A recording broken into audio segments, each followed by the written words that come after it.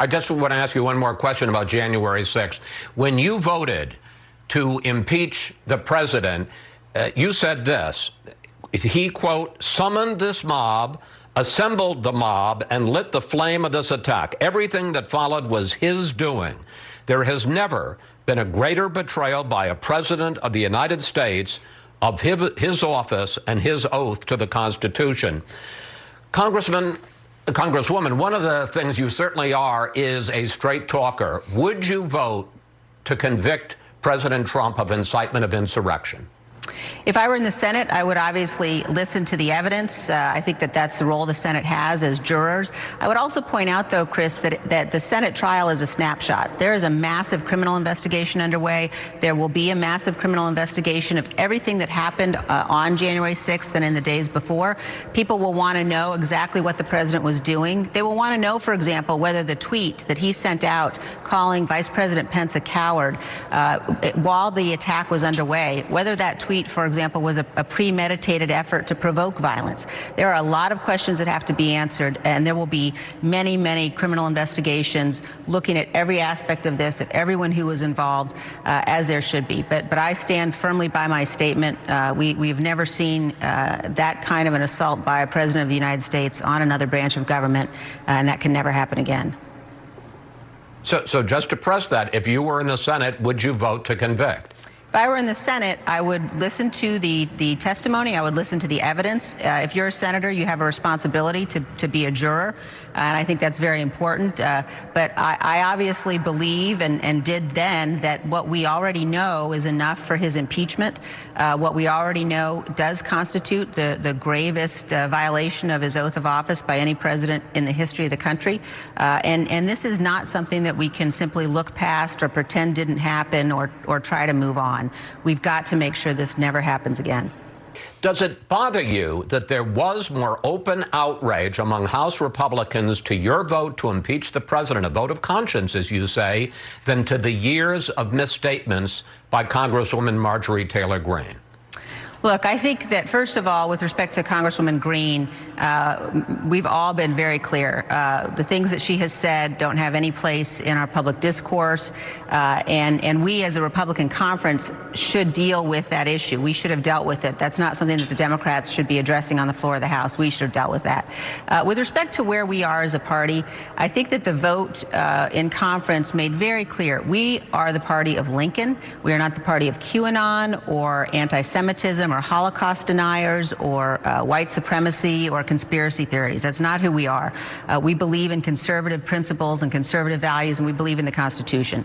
And the extent to which, if you think about the threats that the nation faces, and you think about what happened on January 6th, I talked to Officer Sicknick's mother this week, and I pledged to her, as I know many of my colleagues have, that we will not forget what happened on January 6th, and that the single greatest threat to our republic is a president who would put his own self-interest above the Constitution, above the national interest. You know, we've had a situation where President Trump claimed for months that the election was stolen and then apparently set about to do everything he could to steal it himself. And that ended up in an attack on the Capitol, 5 people killed that day. That's the kind of attack that can never happen again. Our institutions held, but we all have an obligation to make sure that they continue to do so, and don't look past what happened on January 6th. It was, just over a month ago. This is Liz Cheney, one of the highest-ranking Republican members of the House, making her feelings obvious about Trump's impending Senate trial. Cheney was only one of 10 Republicans in the House who voted in favor of impeaching him for inciting the January 6th insurrection at the Capitol. And while not a big number by any stretch of the imagination, it was still the most bipartisan impeachment in U.S. history. And yet still, the blowback that remained was focused not on Trump, but on those Republicans who dared hold Trump to account for his own actions. In the weeks since that vote, South Carolina's GOP censured lawmaker Tom Rice for voting for impeachment. Arizona's GOP censured their governor Doug Ducey for not helping Trump overturn the election, along with former Senator Jeff Flake and Cindy McCain for supporting Biden. And finally, Liz Cheney herself was censured from the Wyoming GOP and nearly lost her leadership position in the House. That is who is being punished. Not the guy who incited an insurrection by virtue of repeating the lie that the election was stolen over and over and over. Not the guy who manipulated half the country in order to keep himself in power. Not the guy who, for the first time in American American history refused to abide by the peaceful transition of power. No, the people who were punished here were those who sought to hold him accountable. But sure, law and order. Got it. And look, none of this is to lionize Liz Cheney, because it was her and her Republican colleagues' relentless pandering and groveling to Trump in the first place that ultimately left him so emboldened to try and steal the election. She voted with Trump a staggering 93% of the time in the last 2 years, and 96% of the time in the congressional term prior to that. So two things can be true. One, she showed courage in standing up for what was right with her vote to impeach Donald Trump, especially while the overwhelming majority of her caucus was and continues to be too cowardly to speak out. But at the same time, it is a sad testament to the Republican Party that it's even considered courageous to be able to speak out against a president refusing to abide by the peaceful transition of power. That is perhaps the single most un-American action a US president could take, and yet only 5% of Republicans could manage to acknowledge that? And that's supposed to be the party of patriots and the Constitution? Give me a break. And yet while Cheney should be applauded for her vote against Trump, listening to her speak about the Republican Party more broadly offers all the proof you need that there's a good deal of delusion surrounding her perception of the GOP. She says this: "We are the party of Lincoln. We are not the party of QAnon or anti-Semitism or Holocaust deniers or white supremacy or conspiracy theories. That's not who we are." Where do we even begin? She says the GOP is the party of Lincoln.